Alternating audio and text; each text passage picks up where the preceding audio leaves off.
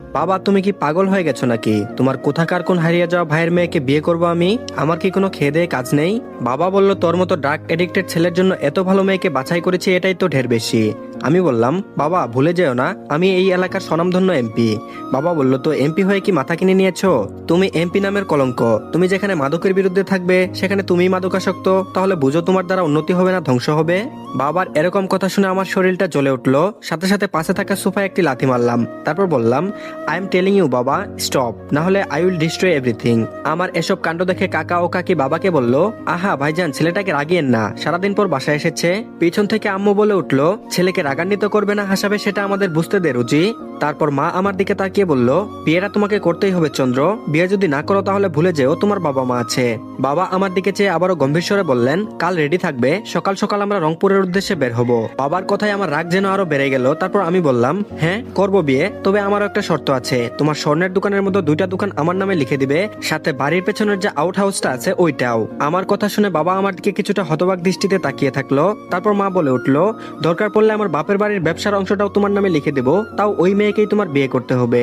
আমার পরিচয়টা দিয়ে নেই, আমার নাম শাহরান আলী চন্দ্র, আমার বাবার নাম কামরুল এবং মায়ের নাম চাঁদনি বেগম, আর পারভেজ আলী ও রুজিনা বেগম হলো আমার কাকা ও কাকি। অতঃপর চন্দ্র বাবাকে থামাতে না পেরে আবারও সোফায় লাথি মেরে নিজের ঘরে চলে যায়। কামরুল আলী ও চাঁদনি বেগম নিজেদের ঘরে চলে যায়। ড্রয়িং রুমে উপস্থিত পারভেজ আলী ও রুজিনা বেগম একে অপরের দিকে তাকায়। এই স্বর্ণের ব্যবসাটি বড় কষ্টের কামরুল সাহেবের, কিন্তু চন্দ্র পড়াশোনা শেষ করলেও তাকে এই ব্যবসায় বসায়নি সে। তাহলে এমন কি হলো যে চন্দ্রকে বিয়ে করানোর জন্য ব্যবসার অর্ধেক চন্দ্রকে দিয়ে দিচ্ছে? গাড়িতে বসে আছে চন্দ্র, বিরক্ত ভঙ্গিতে ড্রাইভ করে চলেছে। ভোরের দিকে কাউকে কিছু না বলে চাঁদনি বেগম ও কামরুল সাহেব বেরিয়ে পড়েছেন। চন্দ্র বাবা মায়ের এই কাণ্ডে বেশ বিরক্ত, সাথে অবাকও হয়েছে, কারণ কামরুল সাহেব এই প্রথম পারভেজ সাহেবের কোনো কথা কানে নেননি বলা চলে, তার কোনো হস্তক্ষেপ পছন্দ করেননি। দীর্ঘ 4 ঘন্টা ড্রাইভিং এর পর কামরুল সাহেবেরা পৌঁছে যায় রূপপুর গ্রামে। গাড়ি থেকে নামতে দেখে 13-14 বছরের 3-4টা ছেলে দাঁড়িয়ে আছে বাড়ির মেন ফটকের সামনে। ঢুকতে ঢুকতে বাড়ির চারিদিকে তাকায় চন্দ্র। সিমসাম দোতলা বাড়ি, ঘরের ভিতর থেকে বের হয়ে আসে রেশমা আর সাথে তার স্বামী আনিস। চাঁদনি প্রায় 16 বছর পর তার ছোট ভাই আনিসকে দেখে আবেগপ্রবণ হয়ে ভাইয়ের বুকে হু হু করে কেঁদে দিল। রেশমা বেগম বলল, আপা এটা বুঝি আমাদের চন্দ্র? ভাইয়ের বুক থেকে মুখ তুলে চাঁদনি বেগম বলল, হ্যাঁ রে রেশমা, এটা চন্দ্র। রেশমা বেগম বলল, ও আল্লাহ, সেই 13 বছর বয়সে দেখেছি সেই ছেলেটা এখন কত বড় হয়ে গেছে। অতঃপর সবাই ভিতরে গিয়ে সোফায় বসলো। চাঁদনি বেগম বলল, কি রে আনিস, আমাদের পুনম মা কোথায়? আর তোর ছেলেটার নাম কি যেন? আনিস বলল, পরশ। আর পুনম গিয়েছে কলেজে, সামনে মিড টার্ম পরীক্ষা তো তাই কলেজে গিয়েছে। আর পরশ তোমাদের সামনে দাঁড়িয়েছিল দেখনি আপা?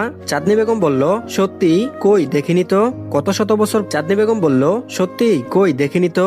তাদের 2 ভাই বোনের কথার মাঝেই শরবত নিয়ে আসে রেশমা, সাথে কিছু নাস্তা। এর মাঝেই পরশ ঘরে ঢুকে বলল, আব্বু আমি আপিকে আনতে যাই। রেশমা বলল, সাইকেল সাবধানে চালাবে আপু।